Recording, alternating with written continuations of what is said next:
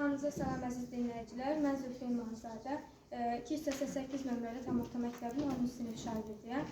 Bugün sizə Rusiyanın Azərbaycana qarşı təcavüzü və Azərbaycan Xalq Cümhuriyyətinin süqutu haqqında danışmaq istəyirəm.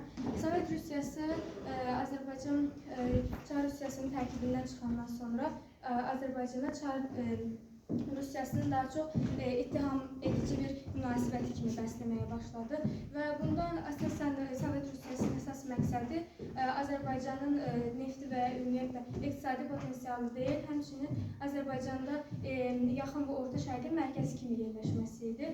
Buna görə də 1918-ci ildə Bolşeviklər, yəni Sovet Rusiyası Azərbaycana qarşı iqtisadi yürüşlərə və bu yürüşlərin əsasını əsasən Azərbaycan Xalq Cümhuriyyətində baş verən proseslər də gücləndirmişdi.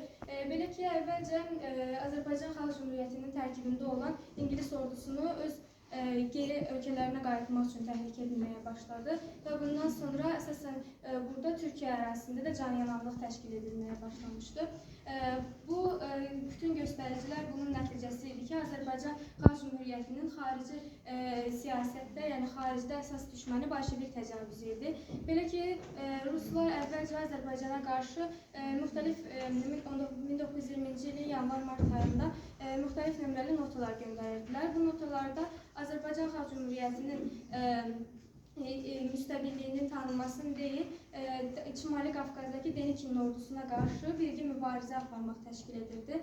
Lakin bu notalara cavab olaraq Azərbaycan Xalq Cümhuriyyəti bunun Rusiyanın daxili iş olduğunu və Azərbaycanın xarici müstəvidə öz müstəqilliyinin tanınmasını tələb edirdi. Lakin təbii ki, Rusiya həmin bu notalarda Azərbaycan Xalq Cümhuriyyətinin müstəqilliyinin tanınması üçün hələ müəyyən bir vaxt lazım olduğunu və yenidən Denikin ordusuna qarşı